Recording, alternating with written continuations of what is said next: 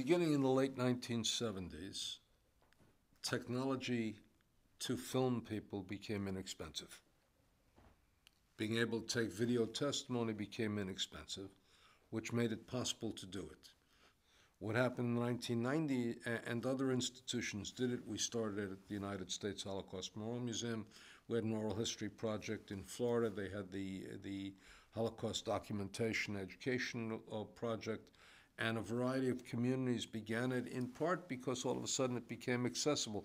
You didn't have to spend thousands and tens of thousands of dollars. You spent tens and hundreds of dollars in order to record, and the technology has only become cheaper since, less expensive since, and less expensive means you're more capable of doing it. What Spielberg did was to do it on a massive scale, and he also, because of his own personality and his stature in the world, he was able to marshal the resources in a variety of countries to do it, and nobody else could have done it on that type of scale. So I got an invitation from Steven Spielberg to come out and head his Survivors of the Shoah Visual History Foundation. And we took 52,000 testimonies in 37 languages, in 52,000 testimonies in 32 languages in 57 countries. And we compiled the greatest archival collection of testimonies regarding any event and of Holocaust testimonies in the world. After 3 years, we had completed the 50,000 testimonies, so I went back to teaching and to do my academic work. Part of the reason that oral history is so powerful with regard to the Holocaust is because those who were there can tell us what it's like to be there. Most history is written by elites, by people who write letters and documents, by people who create historical records. This is an event which will now have a historical record written by everybody, from a professor to a baker, from a housewife to a titan of industry. Everybody in between will be able to tell their story, and for filmmakers and for historians, we will gain access to the experience of ordinary people who went through extraordinary events. The testimony of the Spielberg Foundation was taken in 1990s, in 1994, which was 50 years after the Holocaust. What's the difference between the way in which you remember an event when you were young, the way in which you remember the event when you're old, the way in which you remember the event when you're really old, when you're closer to death than you are to the middle part of your life? Someday somebody will write on that and understand that in a very different way.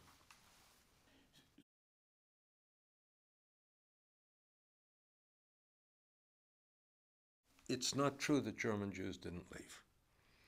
By the time the war began, more than half of German Jews had left, and the reason many did not leave were threefold. The first is that there were very few places they could go. Palestine had limited immigration. The United States had quotas in what we call paper walls. You needed to produce a certificate of good conduct, and you needed to produce a document which said that you were not likely to become a public charge. Many Jews left to places like Holland and France. The problem is they didn't go far enough because the Germans expanded their universe. They expanded first eastward and then westward. And consequently, Anne Frank and her family, Otto Frank, left Germany and went to Holland. He thought he was safe in Holland. He tried to get to the United States, couldn't get to the United States. And then what happened? Germany invaded Holland in 1940, and all of a sudden he was caught up in all of this. The people who escaped to France. Switzerland, neutral Switzerland, insisted that Jewish identity cards, German Jewish identity cards, be marked with the letter J, because they wanted to accept all Germans to come into Germany, except the Jews whom they were afraid would stay. So part of the failure of Jews to leave was the failure of the possibility of their leaving, but optimism was deeply and profoundly dangerous. If you thought the situation would pass, you were wrong, and it only got worse. Still, many left at great expense, and it took great daring to start life all over again. But again, the single line to understand is the pessimist left, the optimist died.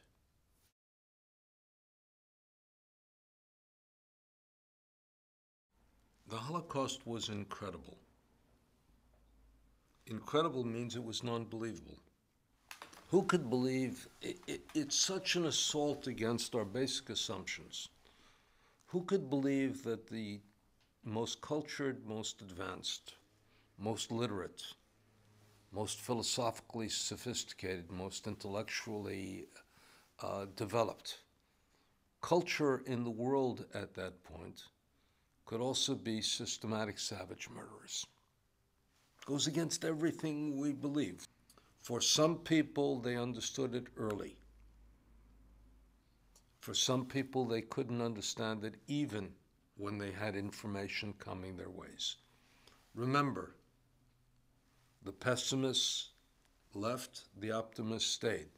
The pessimists who thought the situation was horrible and it was getting worse, they're the people who understood early on what was happening. And then the optimists, those who thought, oh, it couldn't happen in Germany, they're the people who couldn't believe what was happening. Look, there's a very famous response. Allen Dulles was the head of the OSS, the head of the American intelligence abroad, later became head of the CIA. When he was told of the concentration camps, his response was very interesting.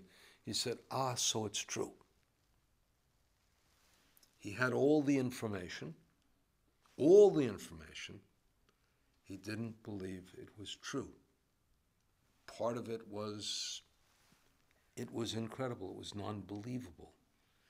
To this day, people can't understand what it's like to create, and decent people, wonderful people, probably because of their decency, because of their being wonderful people, can't understand how sophisticated men and women could develop an infrastructure that resulted in the destruction of people.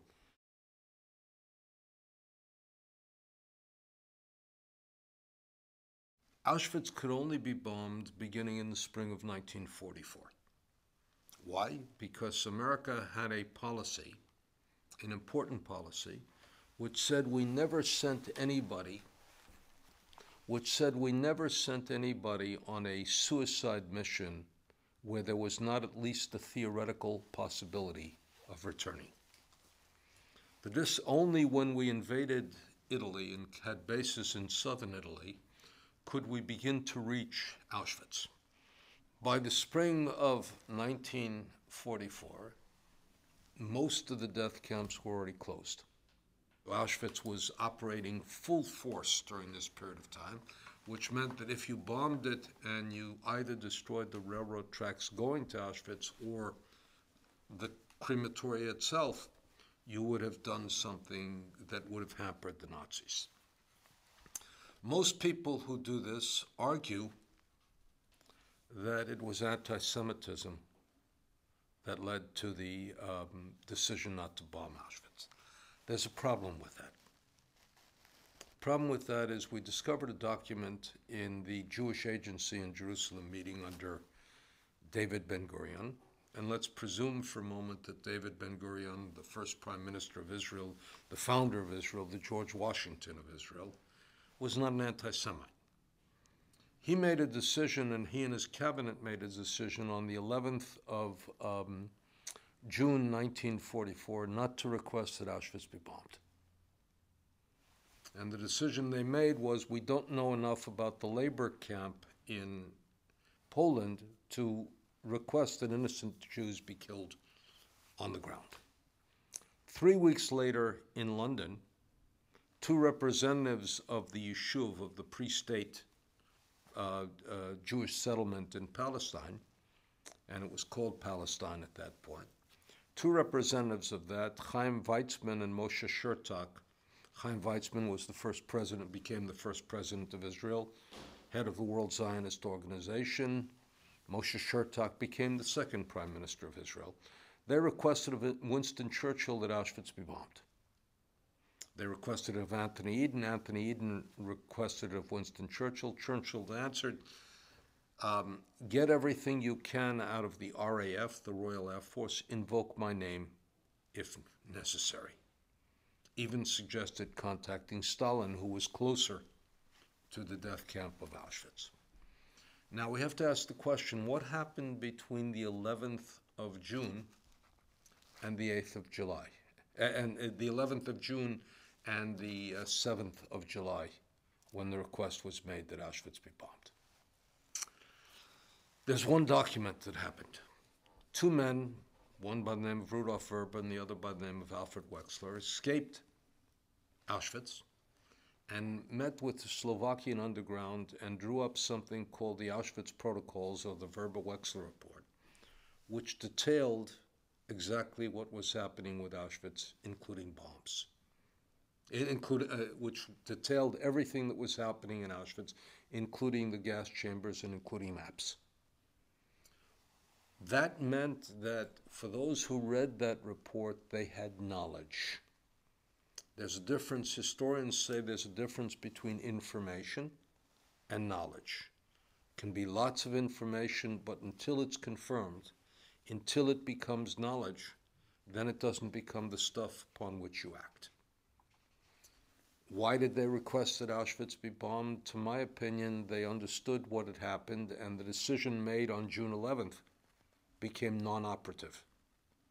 Meaning, once you know what's happening in Auschwitz, the idea of bombing Auschwitz, even if Jews die in the process of bombing Auschwitz, becomes something that's absolutely necessary. The camp at Bunamanowitz was bombed in September 1944, and all the Jews who were there welcomed the bombs, even though they knew they could get killed on it, because it meant somebody cared. They bombed Bunamanowitz because they had a priority. Remember, Germany, in Americans' understanding, Germany lost World War I because of the fact that it ran out of rubber and it ran out of gasoline. Bunamanowitz was rumored to be producing synthetic rubber and synthetic oil.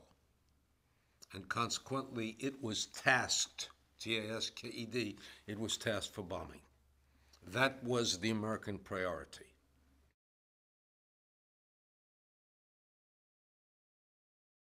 I had a very interesting experience. I saw Schindler's List in the United States, and then I saw it in Germany. But in Germany, I sat in the front row and looked back at the audience. I was not interested in the film, I was interested in the audience. The film I had seen, but the audience seeing the film, for me, became the important story. Number one, the audience was 2 out of 3 people in the audience were under the age of 30. The younger people. There's a paradox of the Holocaust. If one of the paradoxes of the Holocaust is the more distant we grow from the event, the larger the event looms. The other paradox of the Holocaust is that the innocent feel guilty, the guilty feel innocent. The third generation of Germans who are grandchildren of perpetrators feel responsible. They're fully innocent. They did nothing. They weren't alive then. Their grandparents didn't feel responsible, and their parents were afraid to talk to their parents about the event. So it's the grandchildren who are doing the important work there. The audience for Schindler's List was young, and they were deeply horrified by what they saw and deeply moved by what they saw.